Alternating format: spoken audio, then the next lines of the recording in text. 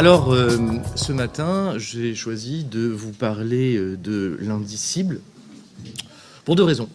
La première, c'est que l'indicible, ou parler de l'indicible, a quelque chose d'un peu piquant ou d'un peu paradoxal. Puisque si, comme le concept semble le suggérer, l'indicible renvoie à toutes ces choses dont on ne pourrait pas parler, face auxquelles le langage éprouverait ses limites les plus constitutives, eh bien venir parler de ce dont on ne peut pas parler est en soi un paradoxe qui me plaît assez. Bon. Et d'ailleurs, je crois qu'à un autre niveau du paradoxe, nous ne sommes jamais autant bavards qu'à propos des choses dont prétendument nous ne pourrions pas parler.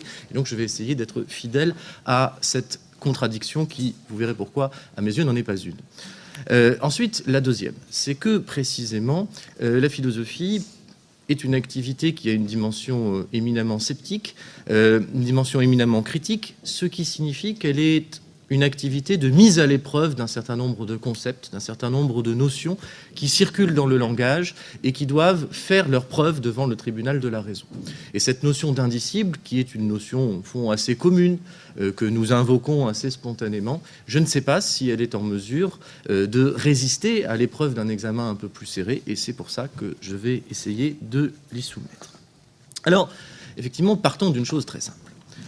Partons d'un fait d'expérience. C'est en effet une expérience ordinaire dans notre vie d'homme que de faire le constat d'une insuffisance radicale du langage à rendre compte de nos pensées. Et quand je parle de nos pensées, je parle de nos pensées au sens large. Ce ne sont pas simplement nos représentations intellectuelles, ce sont aussi nos sentiments, nos états affectifs.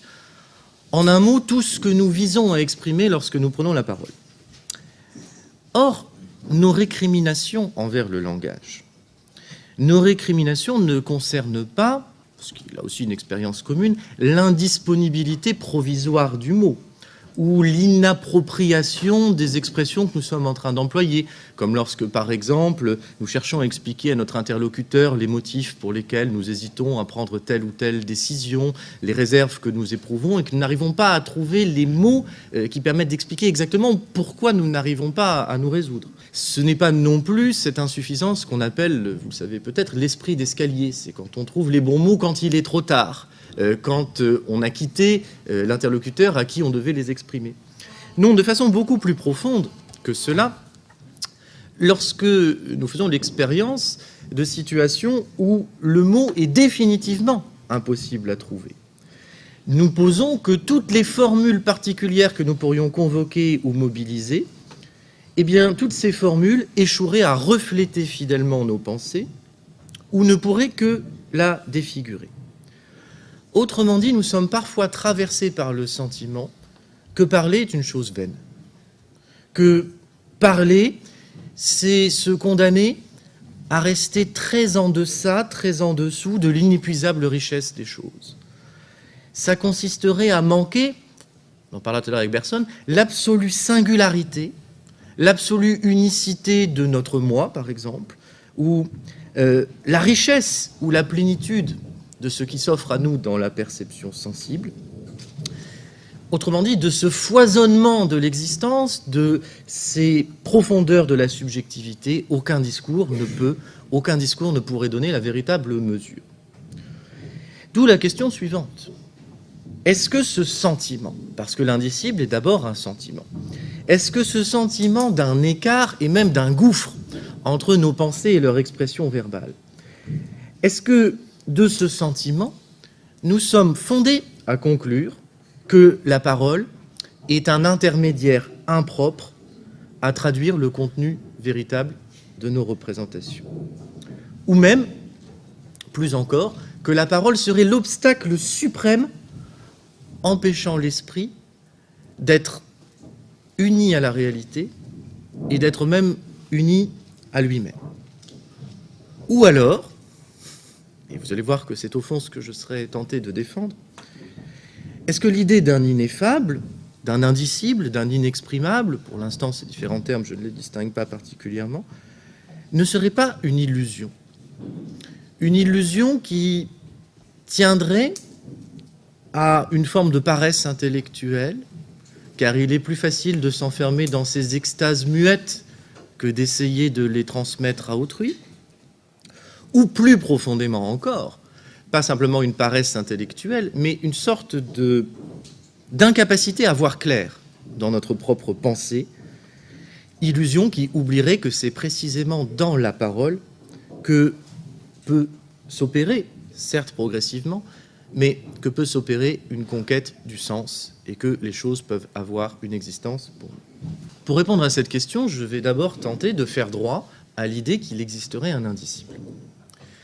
Et je vais, comme il se doit dans un exposé philosophique, commencer par opérer un très sommaire et très rudimentaire travail de définition, sur lequel je reviendrai ensuite. Qu'est-ce que c'est que l'indicible, donc ? Comme le préfixe privatif « un » le suggère, est indicible, au sens le plus strict, ce dont on ne peut pas parler.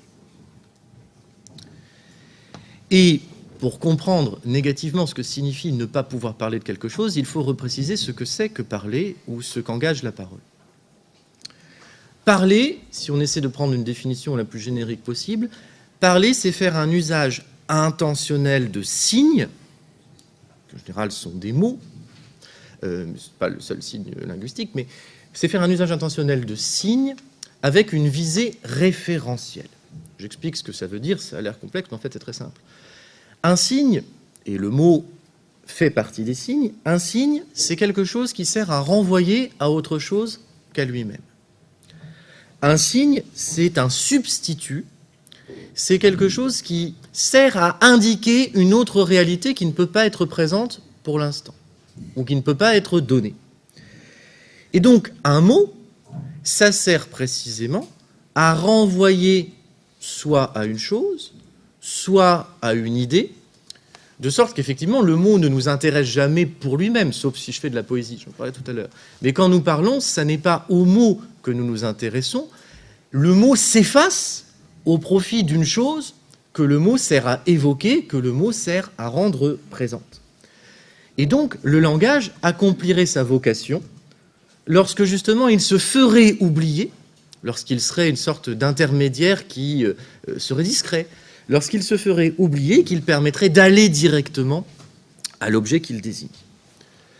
Eh bien, l'indicible, ça signifierait qu'il existerait des objets ou des réalités qui ne pourraient pas être évoqués ou qui ne pourraient pas être rendus présents par le langage. Alors, essayons de voir lesquels. Je crois d'abord qu'il est très important de distinguer un indicible de fait d'un indicible de droit. Qu'est-ce que j'appelle indicible de fait ? J'appelle indicible de fait le fait que, dans la vie sociale, un certain nombre de conventions, un certain nombre de convenances, un certain nombre de politesses nous imposent de garder le silence sur certaines réalités. Il y a des choses dont on ne parle pas, dont on ne peut pas parler dans l'espace social. Soit parce que cela heurte gratuitement la sensibilité des autres, soit parce que cela attire notre attention sur des objets qu'on juge inconvenants ou intimes.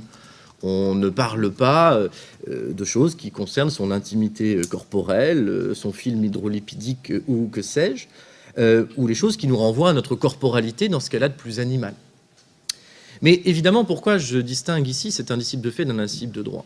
C'est que ce qui est tabou, pour ainsi dire, dans l'espace social, n'est pas un vrai indicible. Et ce, pour deux raisons. La première, c'est que le silence qu'on impose sur ces sujets n'est pas nécessairement un silence total. C'est un silence qui prend la forme d'un contournement ou d'un évitement. C'est-à-dire qu'on ne peut pas les nommer crûment ou ne pas les nommer directement. Il faut employer des moyens détournés, des périphrases, des métaphores, etc. Mais on peut malgré tout en parler. Et à un plan beaucoup plus profond, ce n'est pas du tout un indicible, parce que la raison pour laquelle on nous interdit d'en parler, c'est que justement le langage peut très bien les évoquer. Et même que le langage peut tellement bien les évoquer qu'il les rend comme présents, qu'il les fait voir, qu'il les manifeste. Et c'est cette mise sous le regard qui est jugée absolument insupportable. De sorte que l'indicible de fait, en disant on ne parle pas des choses intimes ou des choses qui sont triviales, cet indicible atteste plutôt la puissance de la parole, qui est évocatrice et qui est éloquente, plutôt que sa faiblesse. C'est pourquoi, si vous le voulez bien, on essaiera de chercher l'indicible à un autre niveau. L'indicible renvoie à une difficulté plus radicale. Elle renvoie à l'incapacité qui serait constitutive même de la parole. qui serait inscrite dans l'essence même de la parole, l'incapacité de la parole à retranscrire la réalité qu'elle doit exprimer telle qu'elle est vraiment en elle-même. Et c'est pourquoi, souvent, indicible sert en fait de superlatif. C'est un superlatif indicible pour désigner le caractère incomparablement plus riche, plus grand, plus profond, plus beau de quelque chose par rapport à tout ce que je peux en énoncer. Et donc dire d'un être, par exemple, ou d'un état, de la conscience qu'ils sont indicibles, ce n'est pas dire que nous ne parvenons pas à trouver les bons termes, mais que nous le pourrions plus tard. Ça veut dire que nous n'y parviendrons jamais parce qu'il n'existe aucun terme, aucun mot qui soit susceptible d'exprimer l'essence de cette réalité. Ça n'est pas un « encore à dire », mais un « jamais disciple ». Alors, où pourrait-on trouver de l'indicible ?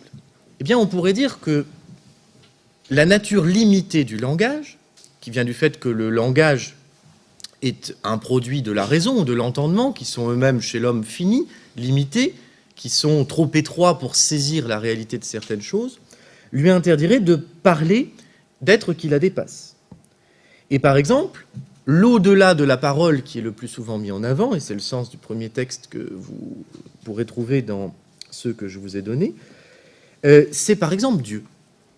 Il y a toute une tradition théologique pour laquelle Dieu est absolument indicible, pour lequel Dieu est tellement transcendant, tellement supérieur à la nature humaine, il est tellement autre, il est tellement hétérogène à notre nature que nous ne pouvons rien en dire. Et d'ailleurs, cette tradition, je vais expliquer un peu plus précisément, a ses sources dans la Bible elle-même.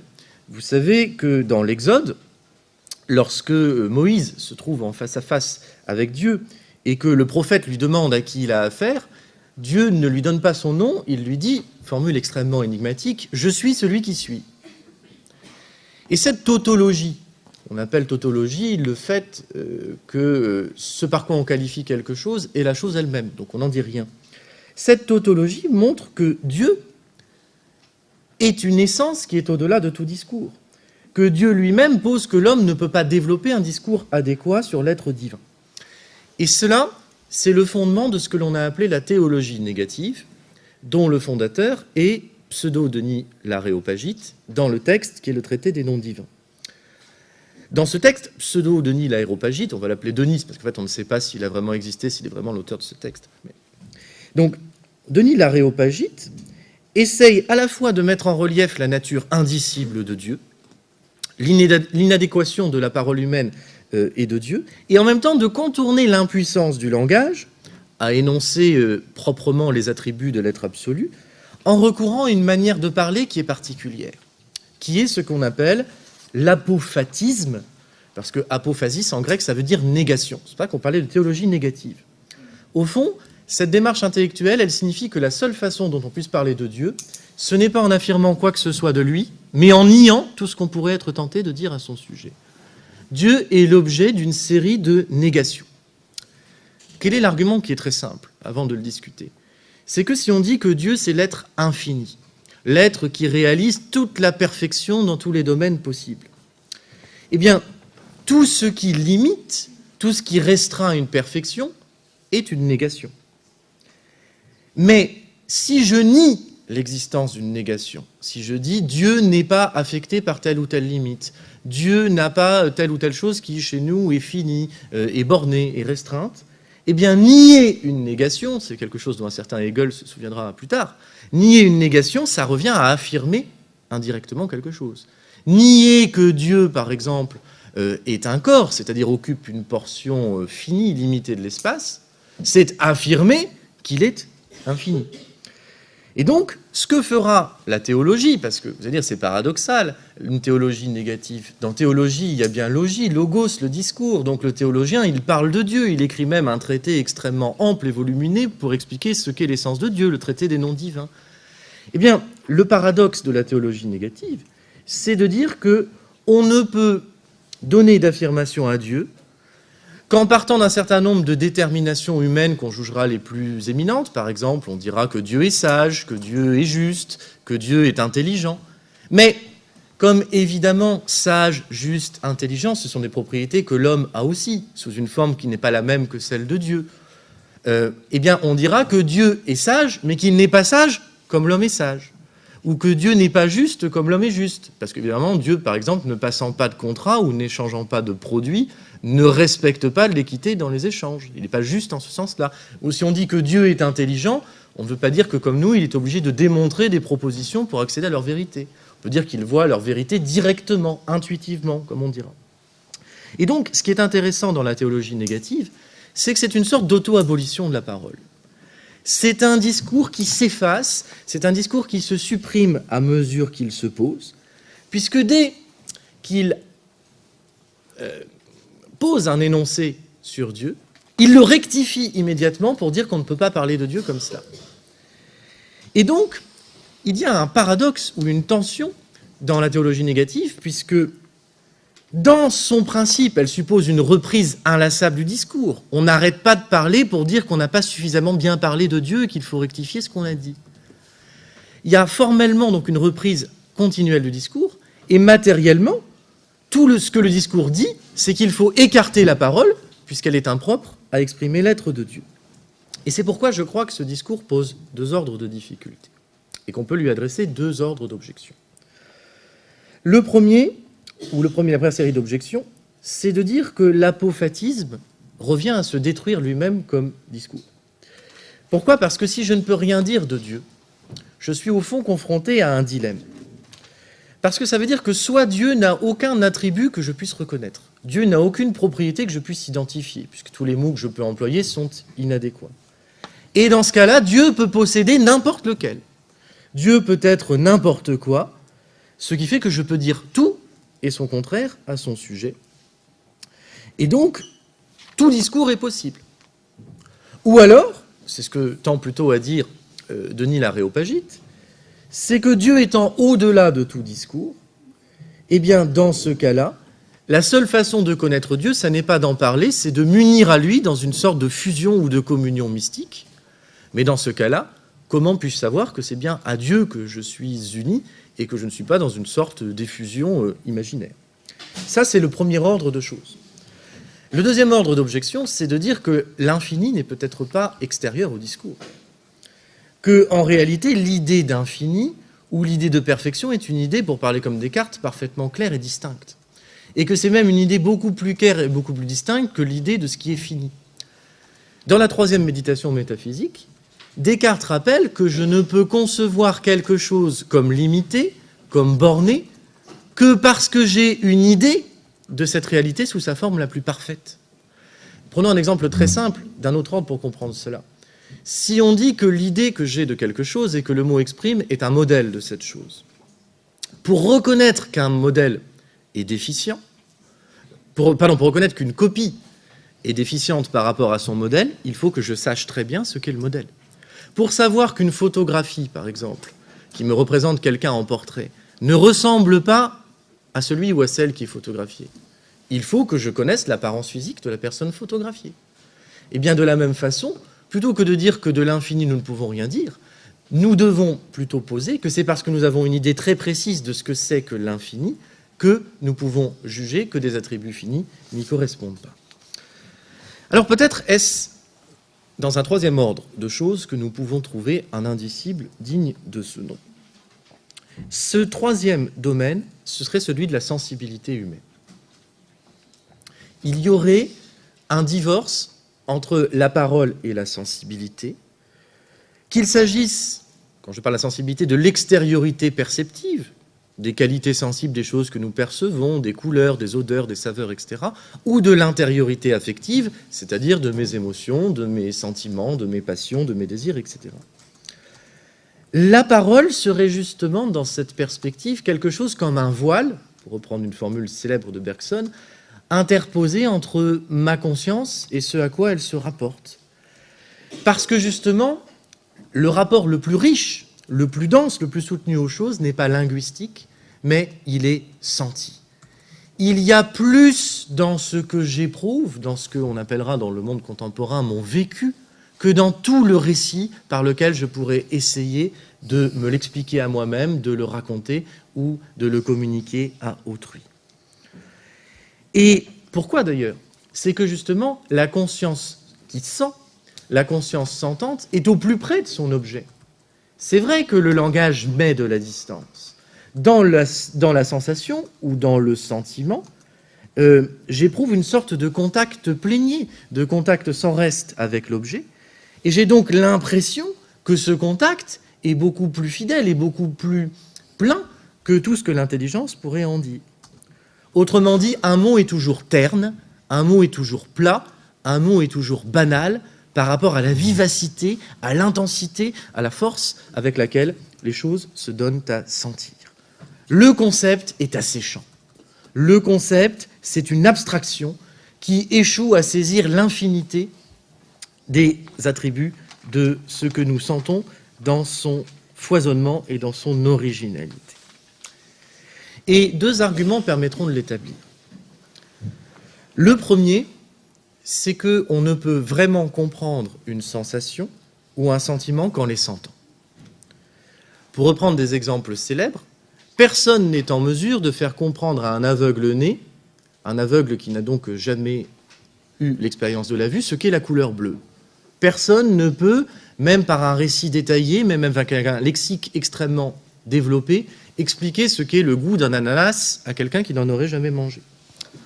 De la même façon, si je prends un état intérieur, si j'évoque par exemple ma douleur, supposons que je me promène sur la plage de Trouville, sur une série de rochers, et que je tombe et que je m'écorche la jambe et que je saigne profondément, de manière douloureuse.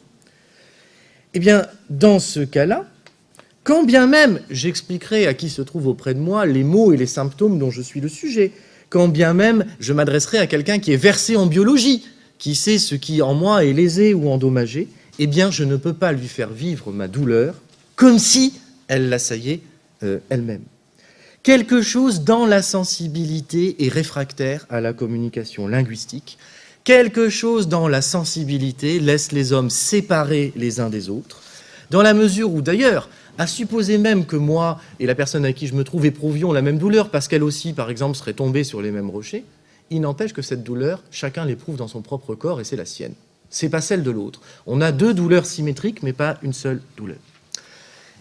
Et le deuxième argument, il consisterait à dire, et c'est le sens dans lequel vont toutes les analyses de Bergson, dont je vais parler un peu plus précisément maintenant, dont vous avez 3 textes à disposition, c'est qu'au fond, ce que le langage laisse échapper, c'est la singularité ou la particularité. Le langage est fait pour l'universel, ou pour parler de façon plus bergsonienne, pour les généralités, pour ce qui est commun aux êtres, pour ce qui est partagé, et non pas pour ce qui est unique. Pourquoi ? C'est que, comme le rappelle Bergson, c'est en raison de sa fonction essentielle que le langage ne s'intéresse pas à l'individuel. C'est que le langage est destiné, comme la technique, à nous donner prise sur la matière extérieure. Le langage est en effet un instrument biologique, un instrument social destiné à favoriser l'efficacité de notre action. Sa visée répond donc à une nécessité qui est pratique et qui n'est pas d'abord théorique. Quand je parle, quand j'emploie un mot, ce que je cherche à faire, c'est reconnaître les propriétés générales partagées par tous les objets d'une même classe ou d'un même groupe, parce que ces propriétés me sont profitables ou parce qu'elles me sont nuisibles, parce qu'elles m'intéressent au sens le plus vital de ce terme, parce que j'ai quelque chose à en retirer ou quelque chose à perdre si je m'approche de l'objet ou si j'en fais usage. C'est à ce type de repérage, de quadrillage du réel que sert le langage. Dire le mot, par exemple, « c'est amer », pour employer une saveur, c'est dire que je risque d'être en contact avec quelque chose de déplaisant et qui ne sera pas à même de me nourrir. Et donc, justement, la vie, lorsqu'elle agit, lorsqu'elle manipule la matière pour en faire usage dans la satisfaction de ses besoins, elle n'a aucune raison de prêter attention à la particularité. Ce qui compte, c'est ce qui se ressemble dans les choses. C'est pour ça qu'elle a besoin du langage qui lui permet de procéder à un découpage en genre, en espèces, en catégories, en classes, en ensemble de choses qui sont du même ordre. La parole est un classement.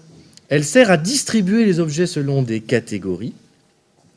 Et donc, cette catégorisation du monde, elle n'est pas du tout destinée à faire autre chose qu'à mettre en place ce que Bergson appelle des idées générales. Tout mot renvoie à une idée générale Qu'est-ce que c'est qu'une idée générale?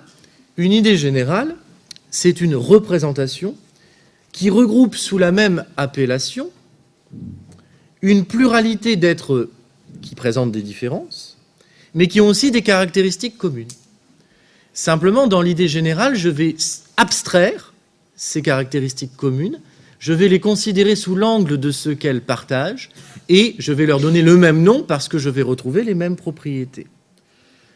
L'idée générale, c'est ce qui explique que je puisse appeler du même nom toutes les roses, bien qu'elles n'aient pas exactement la même forme, la même couleur, parce qu'au fond, elles ont des traits identiques qui légitiment l'homonymie, le fait de leur donner le même nom. Et donc, parler, bergsoniennement, c'est toujours ramener l'infinie variété des choses à ce qu'ils peuvent avoir d'identique, à leur dénominateur commun. Et imaginez d'ailleurs s'il fallait avoir un mot différencié pour chaque exemplaire déterminé de chaque fleur possible. S'il fallait que j'appelle d'un nom déterminé chaque rose qui existe dans le monde, nous aurions une prolifération de mots dont nous ne saurions que faire. Bon. D'ailleurs, c'est même vrai des noms propres. Il y a plusieurs personnes qui portent le même nom.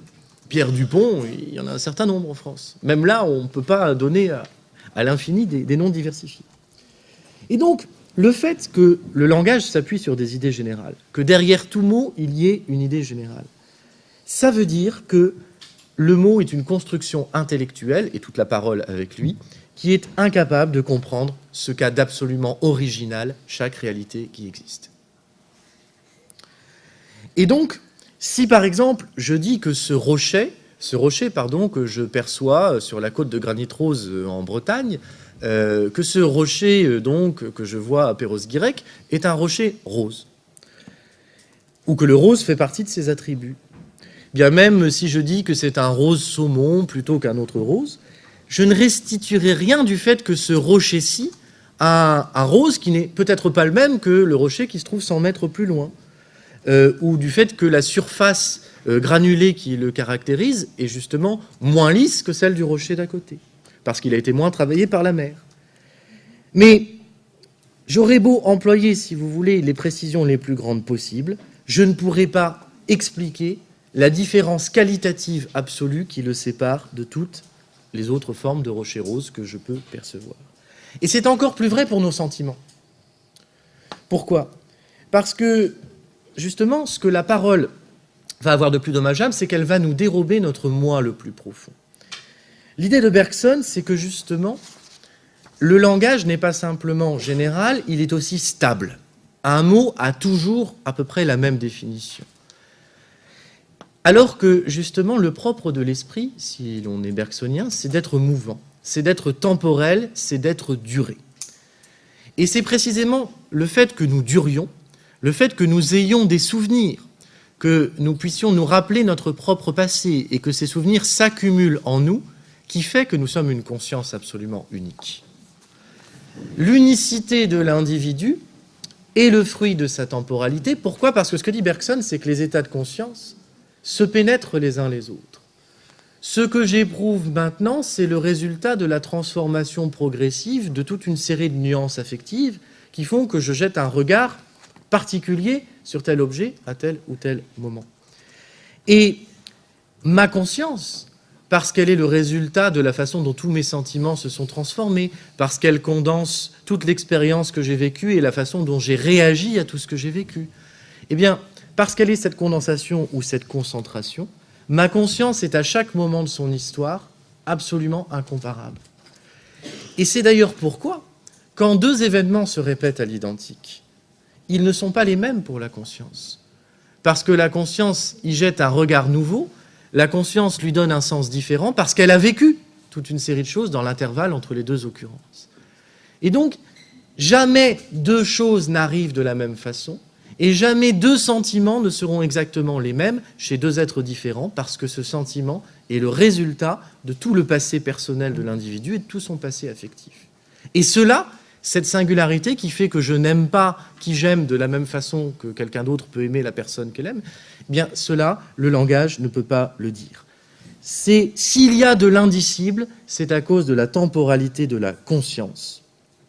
C'est à cause du fait que tout ce que je pourrais dire ne sera que la sédimentation ou la fossilisation d'un sentiment qui est d'abord mouvant, qui ne cesse de se transformer, de s'approfondir, de s'adjoindre mille et une variations. En somme, pour Bergson, les mots sont toujours trop vieux, les mots sont toujours trop simplificateurs, les mots sont des mots qui sont ceux d'une langue partagée, que d'autres nous ont appris à parler, et donc qui nous soumettent à des formules toutes faites, qui sont galvaudées, qui sont une sorte de catalogue de pensées préétablies, qui nous dépossèdent de ce qui nous est le plus précieux, c'est-à-dire nos états d'âme, à qui ils imposent une certaine forme qui étouffe son authenticité. Voilà pour l'indicible.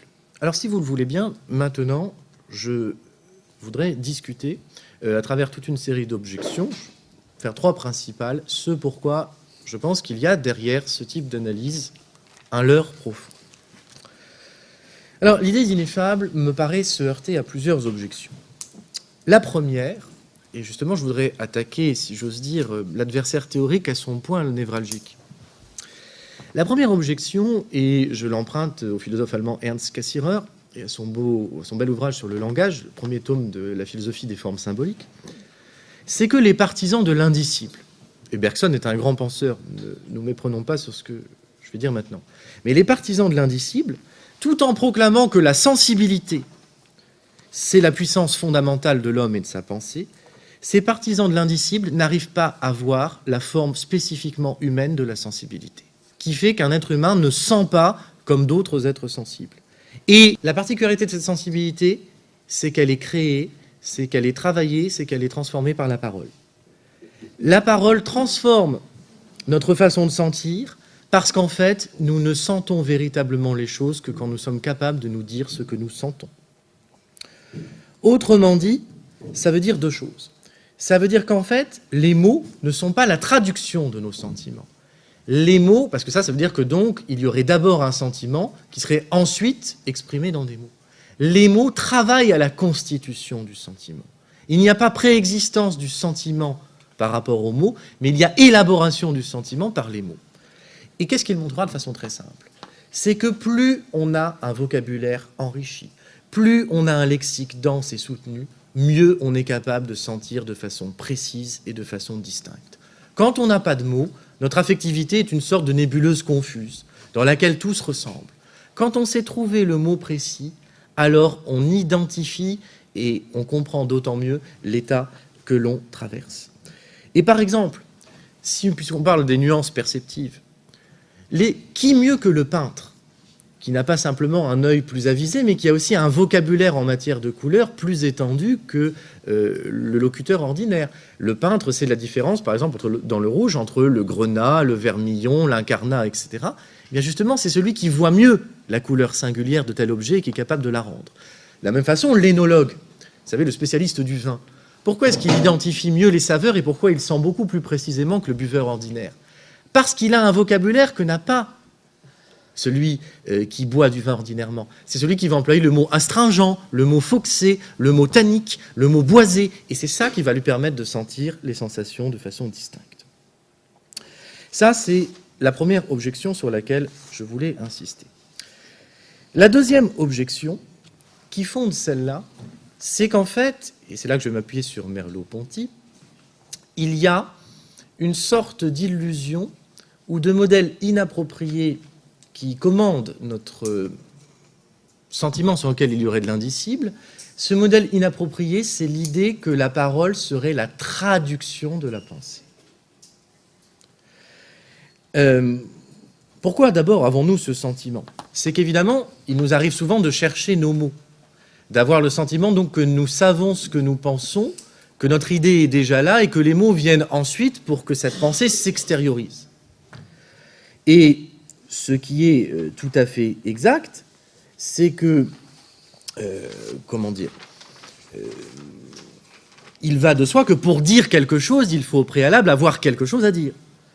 Et donc, cela semble sous-entendre que l'antériorité et l'autonomie des idées vis-à-vis du langage vont de soi, que la parole ne fait que permettre la reconnaissance d'une pensée que nous connaissons déjà parce qu'elle serait déjà là sous une autre forme, prélinguistique en nous. Mais justement, ce que ne veulent pas voir ces analyses, c'est que la signification est en fait immanente au signe. Que la signification, et c'est une extension finalement à toute pensée de ce que je viens de poser pour la sensibilité, la signification se développe grâce au langage qui en fait crée le sens. Il n'y a rien au sens strict en matière de signification dans notre esprit avant le discours que nous tenons. Pourquoi ? Parce qu'en fait, s'exprimer, ça ne consiste pas à aller d'une intuition muette, mais qui serait une vision de la chose, à une formule linguistique. Ça ne consiste pas à aller d'un inexprimable à un exprimé, parce qu'en fait, le mouvement de l'expression coïncide avec la pensée elle-même. Je forme ma pensée, je développe mon idée à mesure que je l'exprime. Il n'y a pas de contenu de pensée achevé, fût-ce senti, mais je ne sais pas ce que c'est qu'une pensée sentie d'ailleurs, c'est une sorte de monstre théorique. Il faut distinguer les choses. Il n'y a pas de pensée sentie qui serait déjà donnée à l'esprit et qui ensuite serait soumise à l'élaboration linguistique. Il n'y a donc pas d'indicible au sens de quelque chose qui serait une pensée qui serait avant ou en deçà de la parole. Il y a, ce qui est tout à fait autre chose, une conquête progressive du sens par une parole qui est soucieuse de s'exprimer au mieux.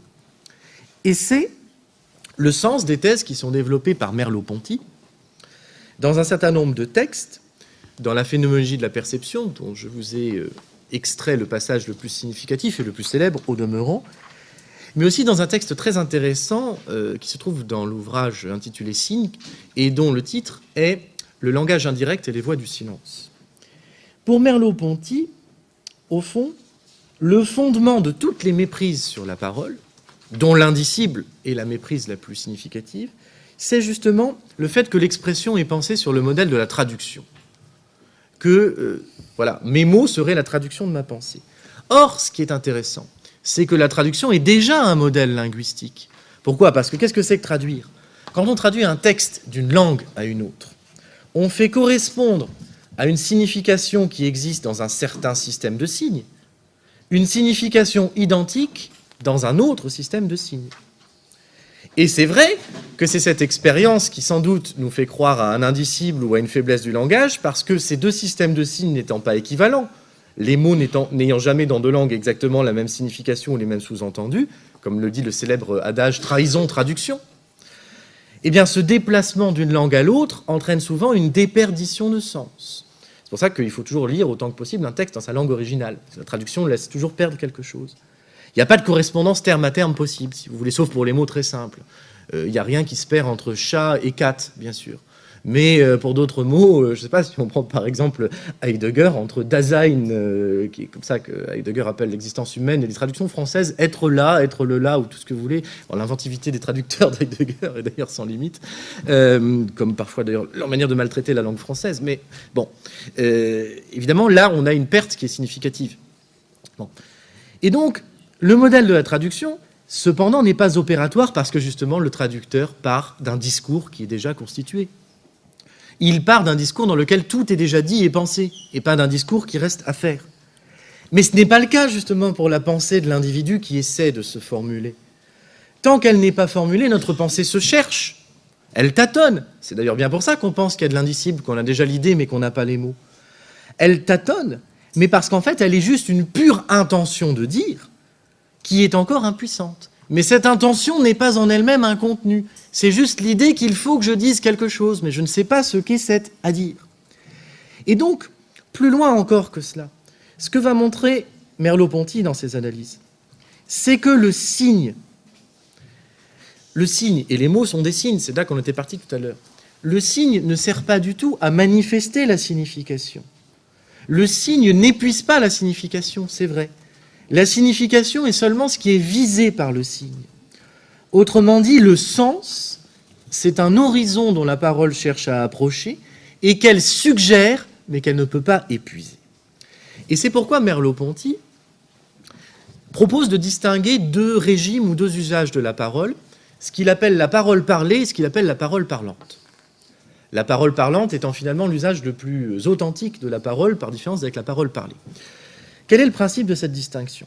Bien, la parole parlée, Ça paraît bizarre comme expression. Mais la parole parlée, il noterait bien ici qu'on a, dans un cas, un participe présent qui dénote une action, parole parlante, j'agis, parole parlée, on a un participe passé qui est plus passif, plus subi. Bien, la parole parlée renvoie à l'usage empirique d'une langue préconstituée. Par exemple, c'est l'usage ordinaire, social du langage.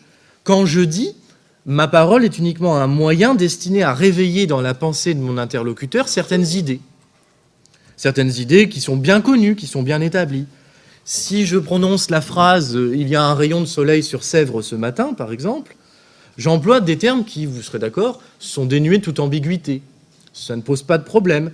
Ce sont des signes qui, à force d'être figés par la pratique, il a bien fallu que j'apprenne ce que veut dire soleil, etc., mais à force d'être employés, eh bien, ces signes incarnent une signification qui est immuable, une signification qui est claire, une signification qui s'épuise totalement dans ce qu'elle dit, parce qu'elle est pauvre, justement. Et ce qui est vrai, c'est que comme il y a beaucoup de formules toutes faites dans la langue, comme on parle depuis notre plus jeune âge et qu'il nous arrive souvent d'échanger des banalités, la langue est quelque chose comme un réservoir dans lequel on peut rencontrer des phrases toutes faites qui sont appropriées à bon nombre de situations. Et c'est, je crois, cela qui explique l'illusion de l'expression traduction. Comme on a déjà un vocabulaire, comme on a déjà des tas de phrases toutes faites, bonjour, ça va, et bien d'autres d'ailleurs, comme on a déjà des tas de phrases toutes faites pour expliquer des situations communes de l'existence, eh bien nous avons l'impression que, justement, nous n'avons pas besoin de penser à ce que nous pensons. Tout simplement parce qu'on a oublié qu'il a bien fallu qu'on le comprenne une première fois et qu'ensuite ça s'est institué. Et donc ça alimente l'impression trompeuse que la pensée pourrait prendre naissance indépendamment de son expression, juste parce qu'on a une mémoire qui a retenu des expressions toutes faites. Et c'est pour ça que Merleau-Ponty oppose à la parole parlée la parole parlante. Pourquoi ? Parce que là où la parole parlée est la reprise de ce qui a déjà été dit, combien de nos phrases sont des phrases anonymes que d'autres ont déjà prononcées ? Les phrases qu'on adresse aux commerçants quand on veut être sympathique, et c'est très bien d'ailleurs, mais bon. Mais j'avoue que c'est certainement pas avec ma boulangère ou avec ma conseillère clientèle à la banque que j'ai les conversations les plus profondes. Bon. Mais s'exprimer véritablement, et c'est ça la parole parlante. La parole parlante, c'est une parole inaugurale. La parole parlante, c'est quand j'invente une formule, avec des mots qui certes existent déjà, mais qui est comme une première fois. Et ce que veut dire Merleau-Ponty, c'est que s'exprimer véritablement, et c'est ce que recherche l'écrivain, c'est ce que recherche le poète, c'est ce que recherche le philosophe dans un autre ordre d'usage du langage, c'est ce que cherche chacun de nous quand il veut traduire une pensée qu'il juge être la sienne et qui n'est pas enfermable dans des formules que d'autres peuvent employer. S'exprimer véritablement, c'est justement instaurer une signification inédite. C'est inventer un langage qui, partant des mots de tout le monde, fait signe vers une direction qui est une représentation du monde qui n'a pas d'équivalent. Parler, ça n'est pas dérouler un univers de sens qui est fixé dans le dictionnaire. C'est au contraire enfanter grâce au langage un nouvel espace intellectuel. Et donc, ce que je veux dire par là, c'est que l'indicible, l'idée que nos sentiments, nos pensées seraient trop riches et qu'il n'y aurait qu'à sentir, alors que sentir est le propre des êtres dont nous ne pensons pas qu'ils ont un rapport au monde très sophistiqué, comme le chat moka ou le baobab. Bon, j'aime bien le chat moka, c'est pas la question. Mais justement, l'erreur de l'indicible, c'est de penser que le langage est nécessairement impersonnel, alors qu'en fait, l'impersonnalité du langage ne tient pas au langage, mais à l'usage qui est fait du langage par le sujet qui parle. Au fond, il ne faut pas projeter notre propre manque d'originalité sur l'instrument que nous employons. C'est de la mauvaise foi intellectuelle. Et donc, ce que ça veut dire qu'un mot, quoi qu'en dise Bergson, n'est pas une collection de sens fixes. Ce n'est pas une collection de sens fixes, c'est un appel à découvrir des pensées encore en sommeil. Même le mot chat, d'ailleurs. Quand Baudelaire écrit le poème « Le chat », ben, ma foi, c'est ce qu'il fait. C'est parler vraiment, au fond, c'est se servir du langage comme personne ne l'avait fait auparavant. C'est lui rendre toutes les résonances dont il est porteur et qu'avait fait oublier son usage courant. Au fond, ce que veulent faire les partisans de l'indicible, c'est ramener le langage à sa forme la plus pauvre, à savoir les lieux communs, les banalités, le bavardage, les platitudes de la vie sociale. Et je voudrais, si vous le voulez bien, puisque quelques minutes me sont restées, terminer sur une manière qui pourrait peut-être nous permettre de garder les acquis de ce que nous venons de poser avec Merleau-Ponty et de sauver peut-être la notion d'indicible. mais en étant fidèle à ce que je viens de dire et à la parole parlante, en tordant totalement le sens que ce mot a dans la langue ordinaire. Pourquoi ? C'est qu'on pourrait dire la chose suivante. C'est qu'au fond, l'indicible véritable, ce serait le fait de poser pour le sujet parlant qu'il y a un excès de ce que je peux penser sur toute formule du langage que je peux employer. Mais au lieu d'en tirer la conséquence qu'il faut que j'arrête de parler pour être dans une sorte d'extase muette et béate, au contraire, il faut que je parle plus. Il faut que je me donne une langue qui est absolument la mienne. Et le fait que, justement, c'est vrai, il y a un écart entre, par exemple, les vérités les plus profondes et les formules par lesquelles nous tentons de les circonscrire. C'est pas un drame pour la pensée, c'est une chance. Ça veut dire que ça lui ouvre la vocation d'une carrière indéfinie, qu'on n'en aura jamais fini de mieux dire, de mieux formuler, et donc de plus et de mieux comprendre. Et donc, ce que ça veut dire, en un sens, qu'on pourrait sauver l'indicible en disant que la richesse infinie de chaque mot et de la combinaison des mots que sont les phrases et de la combinaison des phrases que sont les raisonnements et les analyses, que cette richesse infinie fait qu'il n'y aura jamais de dernier mot en matière de pensée. Mais ne pas avoir de dernier mot, ça ne veut pas dire qu'on va se répéter ou qu'on ne pourra rien dire, ça veut dire qu'on ne reviendra jamais en arrière dans la pensée et qu'on ne se répétera jamais. Ça veut dire, autrement dit, que la parole peut changer notre état d'esprit, que la parole peut nous ouvrir sur le réel des traces entièrement nouvelles. Et c'est, je crois, cela, rester fidèle à la plus ancienne et la plus constante promesse qui est celle de la philosophie. Pourquoi ? C'est qu'au fond, alors que d'ailleurs ce sont deux philosophies extrêmement antagoniques, la philosophie de Merleau-Ponty est une promotion du corps, de la sensibilité, alors que la philosophie de Platon, dont je vais dire un mot en terminant, est une philosophie qui est, soyons sérieux, qui n'est pas une philosophie du refus du corps. Dire que la philosophie c'est l'ascétisme, que la philosophie c'est le refus du corps au profit de l'existence purement intellectuelle, que les philosophes haïssent ou méprisent le corps, ça permet pour certains pseudo-philosophes médiatiques en manque d'inspiration d'avoir un fonds de commerce qui leur permet de passer à la télévision et d'écouler leurs livres auprès d'une société qui est toujours prompte à se définir de façon purement corporelle, mais c'est une plaisanterie. Ce que je veux dire par là, c'est qu'évidemment, Platon dit que l'intelligence est ce qui nous définit plus en propre que le corps, mais que le corps n'est pas une chose à rejeter, ni une chose haïssable, ni une chose dont il faudrait se tenir à l'écart. Mais c'est pas ça mon propos.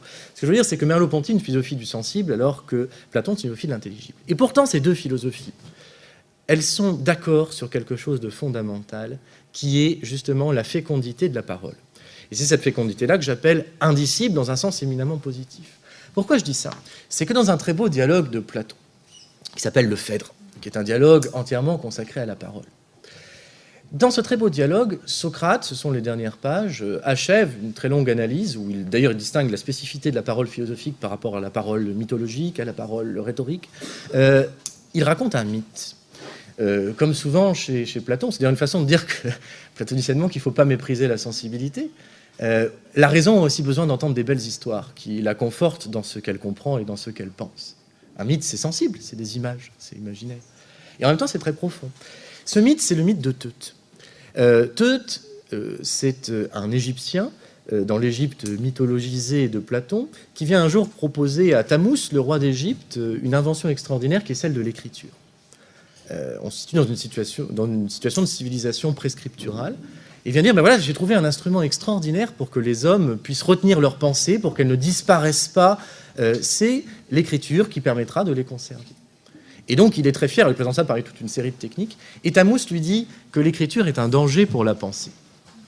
Ce qui paraît un paradoxe extraordinaire. C'est qu'en fait, ce que Platon appelle une parole écrite, c'est ce qu'on appelait tout à l'heure la parole parlée de Merleau-Ponty. C'est pas le fait que cette parole soit gravée sur un papyrus ou qu'elle soit tapée à l'ordinateur sur une feuille de papier, par différence avec la parole orale, qui serait la parole qui serait proférée par nos organes phonatoires, ou comme maintenant. La distinction entre une parole écrite et une parole orale, c'est la distinction entre une parole vivante et une parole morte. La parole écrite, c'est justement la parole en tant qu'elle est figée. C'est la parole en tant qu'elle croit qu'il n'y a qu'une seule façon d'exprimer une certaine vérité. Qu'au fond, découvrir la vérité, c'est avoir trouvé la bonne formule. et s'y tenir, et après la répéter.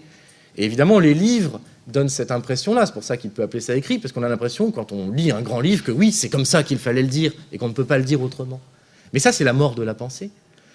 Il n'y a de pensée que quand on sait et quand on croit qu'on n'a pas suffisamment compris, qu'il faut aller plus loin. Quand on congédie ce que mon professeur de Cagnes appelait, c'est l'occasion de lui rendre hommage, le fétichisme de la langue, on pourra toujours trouver une meilleure façon de dire et qui n'épuisera pas les choses. Et c'est ça que Platon appelle une parole orale ou une parole vivante. Et ce qui est extraordinaire, c'est qu'au fond, cette parole vivante, je vais juste terminer, elle atteste qu'il y a quelque chose d'immortel et qu'il y a quelque chose d'éternel dans l'esprit. Et une belle immortalité. Parce qu'au fond, l'écriture aussi est immortelle. Elle reste éternellement semblable à elle-même. Mais c'est une éternité morte. Et ça n'est pas un hasard si d'ailleurs Platon situe le Phèdre dans l'Égypte, qui est le pays où on momifie, où on laisse une éternité de mort. Or, il y a aussi une éternité de vie. Cette éternité de vie, c'est le fait qu'une parole vraiment significative est une parole qui enfante des pensées nouvelles chez celui qui la reçoit. C'est une parole qui éveille à sa propre capacité d'analyse celui qui l'entend, et qui d'ailleurs réveille à sa propre capacité d'analyse celui qui l'utilise. Bref, la seule chose, et je m'arrête là-dessus, que l'indicible positivement peut nous apprendre, c'est qu'il ne faut pas prendre au sérieux les mots que nous avons utilisés, mais prendre au sérieux la parole comme capacité à inventer des mots et des expressions qui permettent de cerner toujours mieux l'essence des choses. Et qu'il n'y ait pas d'expression parfaite signifie justement qu'il n'y aura jamais d'assèchement de la pensée. Il n'y aura jamais d'arrêt définitif de la pensée, elle ne sera jamais tarie, et qu'au fond, nous n'aurons jamais fini d'y voir plus clair. Et ma foi, il n'y a rien de plus désirable, puisque comme tout philosophe je juge que la vie ne vaut d'être vécue que lorsque l'on voit les choses de plus en plus claires. Et effectivement, être philosophe, c'est être amoureux de ce qui est clair, et c'est aspirer à voir de plus en plus, toujours plus, et de mieux en mieux clair. J'aimerais savoir quelle est la différence entre l'ineffable et l'indicible, s'il vous plaît. C'est une bonne question.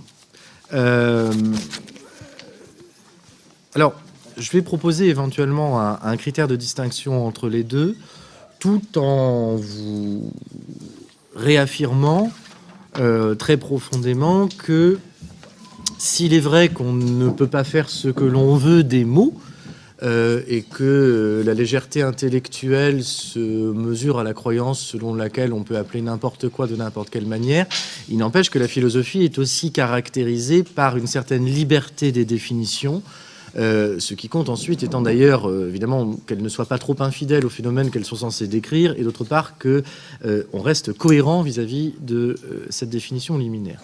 Donc pourquoi je faisais ce préambule, c'est parce que on peut considérer, et sans doute certains auteurs considéreraient que les deux termes sont finalement substituables l'un à l'autre. Ce n'est pas indécent. Si l'on tient à opérer une distinction, on pourrait en faire une qui consisterait à dire qu'entre indicible et ineffable, nous aurions affaire à deux ordres de superlatifs hétérogènes.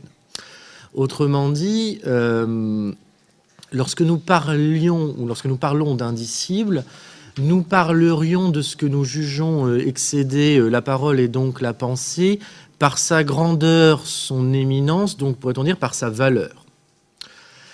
Alors qu'en revanche, lorsque nous parlons d'ineffable, alors ineffable ça vient de fari, qui veut dire parler en latin, donc c'est ce dont on ne peut pas parler. Alors justement, dire et parler, c'est peut-être pas pareil. Lorsqu'on parlerait d'ineffable, là on voudrait parler d'un superlatif dans la monstruosité. C'est-à-dire que serait ineffable ce qui dépasserait tellement ce que nous sommes capables de supporter moralement, par exemple, que nous pensons que le discours, fût-il le plus véhément, fût-il le plus réprobateur, finalement serait, lui, en dessous de son objet. Par exemple, pour prendre un exemple tout à fait classique, on pourrait estimer que face à certaines formes de cruauté ou de barbarie dont les hommes se rendent coupables, le discours serait tout à fait en peine de les expliquer ou de s'y ajuster sans qu'il y ait une déperdition.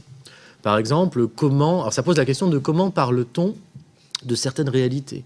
Par exemple, comment parle-t-on de certaines tortures? Comment parle-t-on de l'Holocauste, par exemple? voilà, serait ineffable ce que l'homme fait effroyablement subir à ses semblables, et ce qui motiverait le fait que nous considérions cela comme ineffable pourrait s'expliquer par deux raisons conjointes.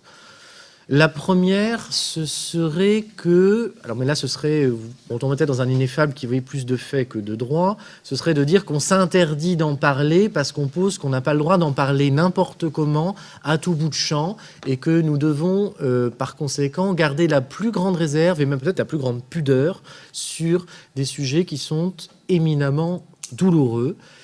Surtout si l'on garde à l'esprit, mais c'est bien pour ça que je disais que là on retombait dans la distinction de droit de fait, la puissance d'évocation du langage. Parler de certaines horreurs, c'est les rendre de nouveau présentes sous le regard, ce qui n'est évidemment pas la même chose que les reproduire stricto sensu, mais c'est leur redonner une forme d'existence qui est peut-être pour partie, elle aussi, insoutenable. La seconde serait d'ailleurs peut-être un peu délicate à rattacher à la première, mais elle expliquerait pourquoi on parlerait d'ineffable dans ce sens. C'est qu'on pourrait penser à l'inverse que puisque la parole, puisque le discours est une mise à distance vis-à-vis du sentiment, que par conséquent le discours a quelque chose de neutralisant, quelque chose qui indifférencie, que le discours a, pardonnez cette catégorie qui est peut-être un peu trop commune, a quelque chose de froid dans un certain sens. Le discours pourrait, pour ainsi dire, polir les rugosités de l'abject, pourrait, parce qu'il a quelque chose de civilisateur, quelque chose justement de rationalisant, donner un visage, je ne dirais pas avenant, mais donner un visage qui atténue finalement l'intensité de la monstruosité et qui, par conséquent, en soit déjà une réélaboration, ce qui a peut-être des vertus consolatrices, ce qui a peut-être des vertus cathartiques pour ceux qui en ont été l'objet, mais qui fait que, en tout cas, si nous voulons marquer notre distance, notre refus même inconditionnel vis-à-vis de certains actes, considérer que le langage ne peut pas les dire, c'est leur conserver ce qu'ils ont d'inhumain, puisque le langage humanise, en un certain sens, ce qu'il évoque. Tout à l'heure, je crois, en classe, on s'interrogeait, peut-être pourrais-je me faire le porte-parole de cette question, travailler un peu en groupe avant le cours. Les élèves se demandaient pourquoi en français il y avait le mot langage différent du mot langue, alors que dans d'autres langues on ne fait pas trop cette distinction. Est-ce que c'est pertinent de maintenir la différence ou pas, et de quel point de vue? Vous avez insisté sur la différence entre la parole parlée et la parole parlante, mais le langage et la langue... Abstraction faite de la parole, qui pourrait d'ailleurs elle-même constituer une troisième notion qui, bien qu'articulée aux deux autres, en soit indépendante. Entre le langage et la langue, si je ne me méprends pas, ce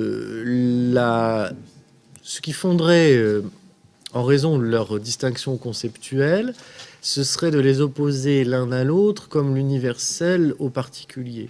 C'est-à-dire que le langage serait l'aptitude générale à la parole. Ce serait un attribut de l'humanité par rapport à d'autres espèces, même si la question peut être ouverte, qui veut dire que nous serions capables justement de construire des systèmes de signes et de les employer intentionnellement de manière à exprimer nos pensées et nos représentations de manière générale. Voilà, on dirait que l'homme génériquement dispose du langage, là où par exemple, est-ce qu'on peut discuter du langage des bêtes, hein, c'est une question philosophique classique, là où par exemple on dira que le bégonia ou le nénuphar ne l'ont pas. La langue, c'est, et abstraction faite d'ailleurs de sa définition linguistique, qu'on pourrait trouver chez Saussure, mais qui en ce sens est tout à fait classique, la langue, ce serait justement un système de signes particuliers propre à une communauté géographique et historique déterminée, un système de signes particuliers qui permet justement à l'individu de rendre effectif ou d'accomplir cette possession du langage. Alors, ce qui fait que la distinction peut passer pour abstraite ou pour être une distinction de raison, c'est qu'on ne peut actualiser le langage que dans une langue. Ça a quelque chose de tout à fait curieux d'ailleurs, parce qu'on pourrait penser que le langage étant précisément un attribut universel, il devrait, comme tout ce qui est universel, donner lieu à une langue déterminée qui serait une langue universelle. Les projets de langue universelle n'ont pas manqué, mais ce qui est comique, c'est qu'il y a eu plusieurs projets de langue universelle, ce qui montre bien qu'on a affaire à une difficulté sérieuse. Simplement, ce que je dirais peut-être, c'est que la pertinence qui peut quand même être établie, c'est que, et on retrouverait peut-être sur ce plan-là la distinction de la parole parlée et de la parole parlante, c'est que justement, la langue n'est pas une réalité toute faite, mais une réalité qui est à faire.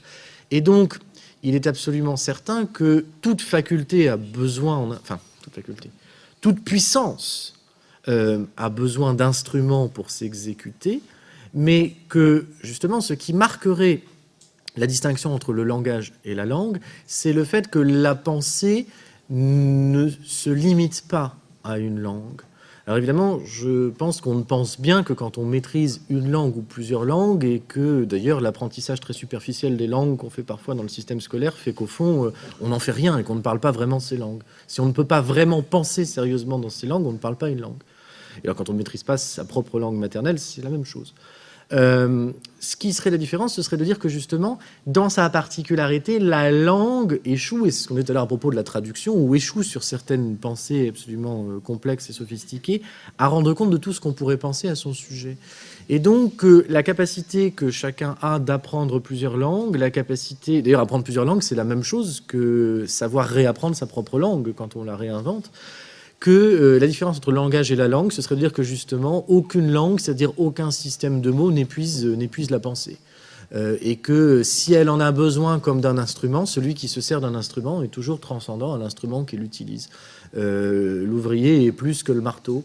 Le langage est donc plus que la langue particulière, même si, je persiste, à penser que plus on maîtrise une langue, plus on approfondit sa maîtrise d'une langue, plus on a de chances de sortir de ce qu'elle a de limité et de toucher à ce qui est universel dans le langage, qui au fond est la capacité de la raison à rendre compte du réel, et aussi d'ailleurs de l'irréel.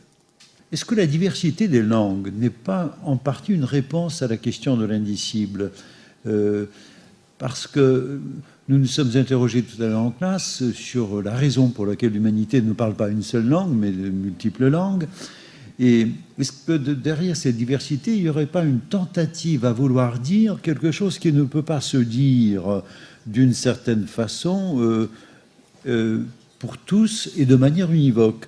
Est-ce qu'il n'y aurait pas une expérience du vrai nécessairement vouée à une espèce d'expression particulière du fait de notre insertion dans le monde et dans des sociétés déjà marquées par la géographie, par une certaine histoire, etc. Est-ce que cette diversité donc ne serait pas une tentative de répondre à la question de l'indicible? C'est une question difficile, parce que j'y vois deux plans distincts. Le premier plan, c'est que le fait même de la diversité me paraît être, j'allais dire, une expression particulière du fait qu'aucune vérité, quoi qu'elle passe forcément pour se signifier par le recours à certains signes, n'est épuisée par le signe qui est supposé l'exprimer. Au fond, le fait qu'il y ait... Parce qu'après tout, dans une même langue, il y a des synonymes, qui seraient une sorte d'équivalent de la diversité dans une langue déterminée. Alors évidemment, ces synonymes, on pourrait dire qu'ils n'ont jamais eux-mêmes la même signification. Il y a toujours des sous-entendus. Si je parle de canasson au lieu de cheval, je ne veux pas dire forcément la même chose, bon, bien sûr. Mais enfin, on peut tout à fait imaginer une synonymie absolue. Enfin, il y a des termes pour lesquels il y a plusieurs signes, enfin, il y a des notions pour lesquelles il y a plusieurs signes interchangeables, mais ça ne pose pas de problème. Même si ce sont des notions qui sont, au fond, des notions souvent empiriques, bon, voilà, qui ne sont pas problématiques. Mais voilà, sur ce premier plan, la diversité n'est que la traduction dans un autre domaine que de quelque chose qu'on trouve à l'intérieur de la langue, c'est-à-dire le fait qu'il y ait une transcendance du signifié sur le signifiant. Pour employer les termes de la linguistique, donc une transcendance, pour parler en des termes peut-être plus simples, une transcendance de l'idée ou de la chose qui est exprimée par l'idée sur le mot, hein, pour aller très vite. D'un autre côté, à un autre plan, je dirais que cette diversité des langues, elle n'est pas si totale que cela. Ah, pardon. Bref. La diversité des langues n'est pas si totale que cela parce qu'au fond, il y a toujours, malgré tout, la possibilité de la traduction. Il y a toujours la possibilité de la traduction, il y a toujours la possibilité qu'on apprenne une autre langue. On ne peut pas apprendre toutes les langues, mais c'est pas pour des questions, j'allais dire, de compréhension intellectuelle, c'est simplement pour des questions de limite d'apprentissage des signes eux-mêmes plutôt que des signifiés. Ce qui est vrai, et c'est une thèse qui a beaucoup été défendue, c'est que la langue, une langue déterminée, plutôt que la langue, on va dire une langue, charrie forcément déjà toute une vision du monde, puisque les termes, et là on peut accepter les termes qui la constituent, on peut accepter l'idée bergsonienne, c'est un découpage du réel. Et évidemment, on ne découpe pas le réel n'importe comment. On découpe le réel en vertu de certaines préoccupations, en vertu d'une sorte de pré-interprétation de ce qui se donne à nous dans le réel. Et donc, voilà, ces langues sont bien, ils traduisent. Si on ne fait pas attention au sens des mots, on les emploie. Voilà, il y a toute une série de sous-entendus, de significations qui sont déjà données. Mais je crois que, d'une part, on peut toujours entretenir un rapport critique avec les mots de sa langue, qui fait qu'on n'est pas forcément dupe de ces significations. Et d'ailleurs, je ne pourrais même pas me poser la question de savoir si je ne suis pas prisonnier d'une vision du monde déterminée qui est liée à ma langue, si j'en étais vraiment prisonnier, si je ne pouvais pas m'en affranchir. Je peux d'ailleurs, quand on dit par exemple qu'il y a des langues entre lesquelles il n'y a pas de traduction possible, bon, je pense par exemple aux travaux d'un certain nombre de cynisants, donc de spécialistes de la pensée chinoise, qui essaient de dire, voilà, quand on essaie d'expliquer des concepts métaphysiques à des Chinois, par exemple même le concept de temps, qui est certes très obscur, mais qui a une sorte de préintuitivité pour nous, il n'y a rien d'équivalent dans la pensée chinoise, et on se heurte à un mur d'incompréhension. Ou pensons au beau livre de François Julien qui s'appelle De l'universel, qui traite de ces questions-là. François Julien est un philosophe de formation qui est spécialiste de la pensée chinoise, qui parle le chinois de façon évidemment admirable. Mais malgré tout, nous parvenons très bien à rentrer dans le système, alors ça demande parfois du temps, des efforts, nous parvenons à rentrer dans le système de pensée d'une langue étrangère. Pour voir que ça n'est pas la même chose, pour voir qu'il n'y a pas de substitution de l'un à l'autre, il faut pouvoir voir jusqu'au bout ce que c'est que la différence. Il faut pouvoir être rentré dans la spécificité de l'autre pensée pour dire elle n'est pas la même que la mienne. Et donc si je peux rentrer dans un autre système de pensée, si un étranger, voilà, un Chinois, moyennant évidemment un travail très fort de déprise vis-à-vis de ce que véhicule sa propre langue, réussit, moyennant des périphrases, des phrases, des explications, etc., à entrer dans un système de pensée, c'est que je pense que cette unité ou cette universalité de la raison n'est pas complètement remise en cause par la diversité des langues. Elle est très difficile à conquérir, mais elle n'est pas impossible, parce qu'au fond, ce qui motive l'idée qu'il y aurait de l'indicible dans la diversité des langues, c'est qu'on veut toujours regarder le mot individuellement. Ce qui permet de sortir de l'indicibilité, c'est voilà, un mot, il y aurait une idée, ou une idée, il y aurait un mot. Or non. Ce qui permet d'exprimer une idée, ça n'est jamais un mot, ça n'est jamais une phrase isolée. C'est un ensemble de phrases, et un ensemble qui peut être, si l'idée est complexe, extrêmement long, extrêmement tortueux de phrases. Il faut prendre le langage comme un tout qui comporte des dizaines de milliers de signes qui eux-mêmes ne sont d'ailleurs pas, univoques, mais qui en plus sont ambivalents, et que c'est donc dans l'étendue et dans l'ampleur qu'on peut s'arracher à une vision déterminée, qu'elle soit portée par sa langue ou pas. Et d'ailleurs, dans n'importe quelle langue, c'est possible. Dans n'importe quelle langue, c'est possible. Si on peut comprendre une métaphore, si on peut comprendre la moindre métaphore, si on peut comprendre une analogie, c'est bien le signe qu'il y a du jeu, qu'il y a du bouger dans le langage, qu'il n'y a pas d'adhérence de la signification au signe, et même pas d'adhérence de la signification à l'ensemble des signes, de sorte qu'au fond, même si que je ne suis pas jusqu'au bout convaincu qu'en fait la diversité elle-même modifie en profondeur ce qui est vrai à l'intérieur d'une langue. Voilà, on peut ne pas être d'accord avec moi, mais c'est comme ça que je formulerai. Vous disiez tout à l'heure que quand on n'avait pas les mots pour décrire quelque chose, ça voulait dire qu'on ne le ressentait pas. Je ne suis pas vraiment d'accord, puisque à partir du moment, par exemple, si on a une nuance de couleur, on la voit, mais on n'a pas le nom pour la décrire. Est-ce que vous pourriez réexpliquer ce que vous vouliez dire ? D'accord. Oui, et en même temps, peut-être rattacher, si c'était possible, votre analyse à cette partie du texte, page 3 de Bergson, qui, je crois, qui intéresse beaucoup les élèves. Vous savez, pour tout dire, nous ne voyons pas les choses mêmes, nous nous bornons. Si vous pouviez nous aider, restez donc avec nous, Delphine. L'argument que je formulais, peut-être là, je formulais trop vite, reposait en un sens sur le principe, ce qu'on appelle le principe de proportionnalité. C'est-à-dire que je ne voulais pas nier l'existence de la sensation. Il est absolument certain que, même d'ailleurs pour la sensation affective, pas pour la sensation représentative, il est certain que si je n'ai pas le mot pour dire que ce rouge n'est pas un rouge vermillon, mais un rouge incarnat, je vois bien ce rouge comme tel. Enfin, et simplement, je sais bien que ce n'est pas du vert, par exemple. Je sais bien que c'est du rouge. Et de la même façon, alors pour l'affectivité, c'est plus compliqué parce que si je suis travaillé par un sentiment, tant que je n'ai pas le mot, je peux ne pas savoir jusqu'au bout ce qu'il est. Mais pour la perception, je vous l'accorde entièrement. Ce que je voulais dire par là, c'était d'une part, et c'est pour ça que je parlais du principe de proportionnalité, que je sens d'autant mieux, que je suis d'autant plus à ma sensation que j'ai un mot par lequel je peux y retourner et approfondir ce qui se présente à moi. Ça, c'est la première chose. Et par exemple, vous voyez, l'exemple de l'énologie pour la saveur affective, c'est ça. Je discerne bien que ce vin, il a un goût particulier, un goût de pruneau, par exemple, ou que sais-je, que n'a pas un autre vin. Mais tant que je n'ai pas le mot, avec sa définition, évidemment, parce que connaître le mot astringent, connaître le mot foxé, bon, en tant que tel, c'est bien gentil, mais ça ne mène nulle part. Sa définition, que je le compare avec d'autres sensations, ben, je vais pouvoir plus finement discerner ce qui se donne de façon confuse, finalement, à moi.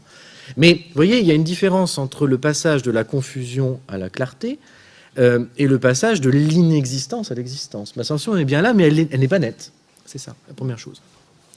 Et la deuxième chose, au-delà du principe de proportionnalité, ce que je veux dire, c'est que par ailleurs, pour un certain nombre d'états, c'est le mot qui fait apparaître. C'est le mot qui fait apparaître parce que cette confusion, elle peut faire que précisément je prends une chose pour une autre. Si mon œil n'est pas suffisamment exercé aux infinies variations ou aux multiples variations du rouge. Tout à l'heure, j'ai donné 3 adjectifs. Même, je vous avoue que je ne suis pas spécialiste de la chose, il y en a sans doute plus. Et il y a sans doute plus que 3 ou 4 variétés de rouge. Ben, il n'est pas impossible que, voyant un rouge incarnat, vous sachiez que ça n'est pas un rouge vermillon, mais vous prenez pour un rouge grenat. Et donc que vous voyez une chose, mais vous ne l'identifiez pas telle qu'elle est, ce qui fait que votre sensation n'est jamais fausse. Vous ne pouvez pas sentir autre chose que ce que vous sentez, bien sûr. Mais que le jugement par lequel vous identifiez votre sensation est lui-même faussé. Et donc que vous ne sentiez pas ce qu'il y a à sentir, même si vous sentez quelque chose. C'est à ce plan-là que ça se distingue. Et d'ailleurs, puisque tu me rappelais à ce texte de Bergson, quand Bergson dit justement que nous ne voyons pas les choses elles-mêmes dans leurs nuances fugitives, etc., ou quand il emploie la métaphore du voile, le voile, c'est très parlant. Pourquoi ? Parce que c'est pas une burqa, hein, il faut voir le voile. Le voile, ça laisse bien transparaître quelque chose. Quand on a un voile, on voit un peu à travers. Vous voyez ce que je veux dire ? C'est pour ça que je disais c'est pas une burqa, parce que dans la burqa on voit absolument rien, c'est vraiment complètement opaque. C'est pour ça que c'est pas une bonne façon de comprendre ce que Bergson appelle un voile. On discerne quelque chose, mais ce quelque chose est à peine perceptible, il est à peine distinguable. Alors évidemment, il a quelque chose qui ressemble à la chose réelle, il y a le même contour, il y a peut-être la même couleur, mais en même temps, j'en manque une bonne partie, je ne vois que ce qu'il y a de plus superficiel, que ce qu'il y a de plus lointain, et je ne suis donc pas en rapport avec la chose dans sa singularité. Si au fond, sous mon voile, je mettais une autre réalité qui n'est pas la même, mais qui ressemble, pour ma perception, je verrais la même chose, alors que je n'aurais pas affaire à la même chose. Et donc, ce qui est vrai aussi, c'est que si on garde cette idée, cette fois-ci, on ne parle plus de l'idée que le mot est un voile entre nous et la chose, mais on prend l'autre métaphore bergsonienne des étiquettes. Hein, c'est celle qu'on trouve dans le rire. Le mot est une étiquette mise sur la chose. Vous serez quand même tout à fait d'accord pour dire que, dans cette perspective, lorsque on vous parle de quelque chose d'une certaine manière, c'est pas forcément d'ailleurs employer un mot, ça peut être vrai d'une description qu'on vous fait, ça oriente le regard que vous portez dessus, quand vous connaissez le sens et que vous ne réfléchissez pas au mot. Vous savez bien que, par exemple, avant que vous ayez été exposé à quelque chose, si vous en faites un certain récit qu'il présente sous un certain angle, vous aurez beau faire usage de vos facultés critiques, dans un premier sens, vous n'allez pas voir la chose même telle qu'elle se montre à vous, mais telle que on vous l'aura raconté. Et comme vous le savez, ça tient au fait que dans la perception, et alors évidemment pour une couleur, c'est moins net que pour un objet, mais dans la perception, il y a un travail d'interprétation de ce qui se donne à percevoir. Évidemment, généralement, il se fait très rapidement parce que l'objet ne pose pas de problème, il est familier, etc. Mais si vous pensez par exemple aux situations où la perception est troublée, si vous êtes par exemple dans un paysage ténébreux et que vous voyez les choses de loin, vous ne savez pas si c'est un arbre, si c'est un homme, si c'est etc. Et donc, vous pouvez toujours vous méprendre sur ce qu'est votre sensation, ce qui ne veut pas dire que la sensation, vous ne la sentiez pas et qu'en même temps, elle ne soit absolument à rien pour vous. Voilà. Mais si vous n'avez pas le terme, il n'est pas sûr que vous identifiez comme il convient ce que vous sentez, ce qui ne veut pas dire que vous ne le sentez pas. Je ne sais pas si j'ai répondu clairement à votre question. Si. Est-ce que on pourrait accorder un petit instant d'attention toujours sur ce texte de Bergson, à l'idée que nous serions tous romanciers, poètes et musiciens si nous arrivions. Est-ce que ça condamne définitivement le langage à n'exprimer que l'impersonnel, le commun, le banal, enfin, ou le fonctionnel, ou bien... Merci de cette question parce que il faut, c'est vrai, savoir rendre justice à un grand penseur et que parfois extraire une partie de cette argumentation dans un propos plus général ne le permet pas. Et c'est vrai que si on s'en tient à un certain nombre de textes, qui sont ceux que je vous ai donnés, abstraction faite du passage que tu citais, on peut effectivement avoir l'impression que Bergson condamne radicalement le langage, ce qui est quand même paradoxal pour un philosophe, et à plus forte raison pour un philosophe qui a reçu le prix Nobel de littérature, ce qui est rarement arrivé, je me demande si c'est pas le seul d'ailleurs, en 1927, et qui donc écrit des livres dans l'espoir de communiquer sa pensée la plus personnelle. Bon. Mais ça, à la limite, ce n'est qu'une donnée biographique. Justement, ce que Bergson n'en reste pas à une condamnation radicale du langage. Ce qu'il veut dire et ce qu'il dit quand il dit que nous sommes tous poètes, littérateurs, etc., ça sous-entend qu'il y a un usage de la parole qui serait affranchi des limites, qui sont celles qu'il a pu pointer tout à l'heure, et qui sont les limites de la parole conceptuelle. Alors d'ailleurs, quand je dis conceptuel, c'est pour employer un terme générique, mais enfin, en même temps, il y a une critique du concept chez Bergson. Ça m'embête de dire du mal du concept, mais soyons bergsoniens. Pour Bergson, justement, voilà, le problème du concept, c'est qu'il est général. Mais lorsqu'on fait de la littérature, on essaie précisément d'écarter, c'est ce qu'il dit d'ailleurs dans Le Rire, le voile qui est placé par l'usage ordinaire du langage entre nous et les choses, parce que l'on essaie de rendre au langage, pris comme un ensemble, sa puissance expressive et sa puissance d'expression du singulier. Et c'est vrai que dans un style, c'est bien le fait qu'on puisse reconnaître la manière d'écrire d'un auteur comme étant incomparable à celle d'un autre. Quand on a entendu 3 vers de Baudelaire, on sait qu'on a affaire à Baudelaire et pas à Rilke ou à Hölderlin. Lorsque on a lu une page de Proust, c'est-à-dire une demi-phrase, on sait qu'on n'a pas affaire à Marguerite Duras, par exemple, qui est plutôt une auteure de la concision, on va dire. Ou plutôt, d'ailleurs, j'ai plutôt envie de dire, quand on lit Duras, on sait qu'on n'a pas affaire à Proust, mais ce serait sarcastique. Bref, il y a le style qui fait qu'on peut réussir, en employant le langage d'une certaine façon, à briser ses limites. Mais plus que cela, ce que dit Bergson dans un certain nombre de textes, notamment dans l'énergie spirituelle, c'est que l'écrivain de génie, c'est celui qui brise le cadre conceptuel de la langue par la métaphore. C'est-à-dire que la langue n'est pas simplement conceptuelle, elle est aussi imagée, elle est aussi symbolique. Et justement, la force des images, c'est que les images rappellent forcément au lecteur la distance entre le signifiant et le signifié, entre le discours et l'objet. Et dans la perspective qui est celle de Bergson, vous vous souvenez, on disait tout à l'heure, c'est ce qui est central, parce que Bergson, vous le savez, est le philosophe de la durée, le philosophe du temps, donc le philosophe du changement, de la mobilité, du mouvant, pour employer ses propres termes. Bergson dit que le langage solidifie et fige. Or, justement, dans le langage littéraire, il n'y a pas simplement que l'image qui vient briser l'identification trop facile des objets, parce que l'image, évidemment, elle rapproche des éléments que nous n'aurions jamais pensé à rapprocher l'un de l'autre. Elle vient être comme une sorte de secousse ou de choc de l'imagination qui rendent, à partir d'une rêverie sur les choses, leur marge d'indétermination. Mais il n'y a pas que cela. Il y a aussi dans le discours littéraire, ou dans l'écriture littéraire, pour être plus exact, il y a aussi une attention prêtée au rythme des mots. Une attention prêtée au rythme des mots, c'est-à-dire que la fluidité des phrases, c'est pas simplement une métaphore. La fluidité des phrases, ça veut dire que justement, dans un texte littéraire, aucun mot ne va avoir une signification absolue ou indépendante des autres.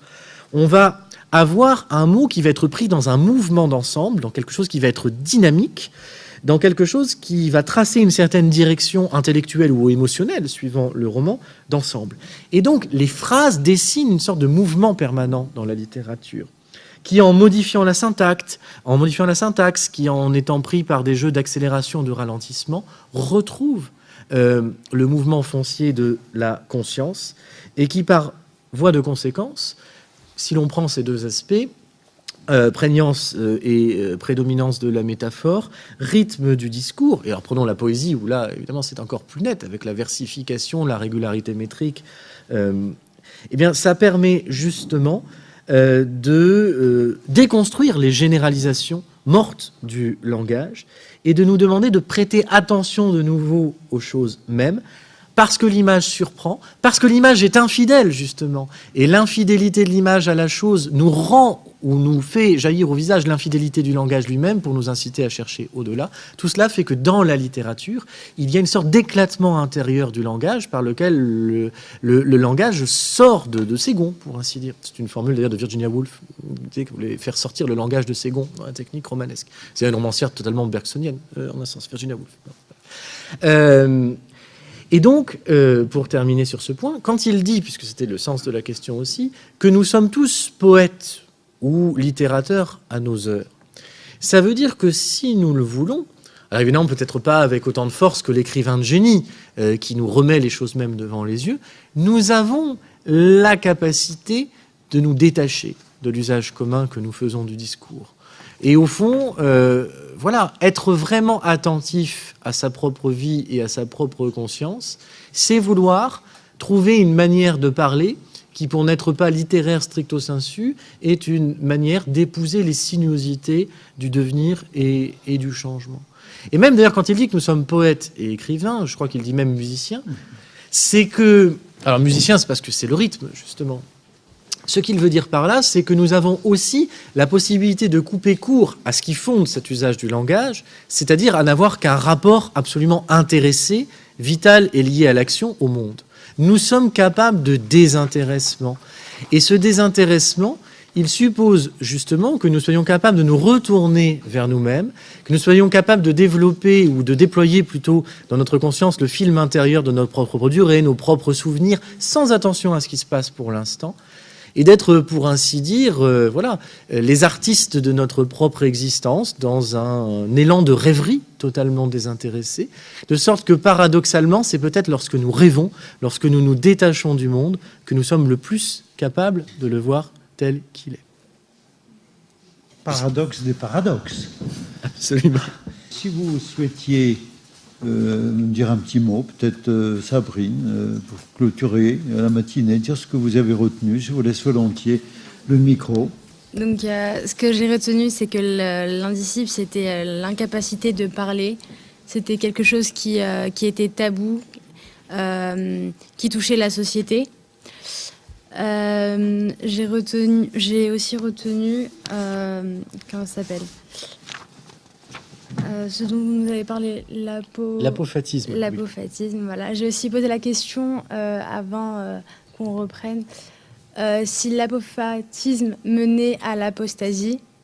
Et justement, il m'a expliqué qu'au contraire, ça permettait d'affirmer justement le fait que et renforcer ses croyances justement.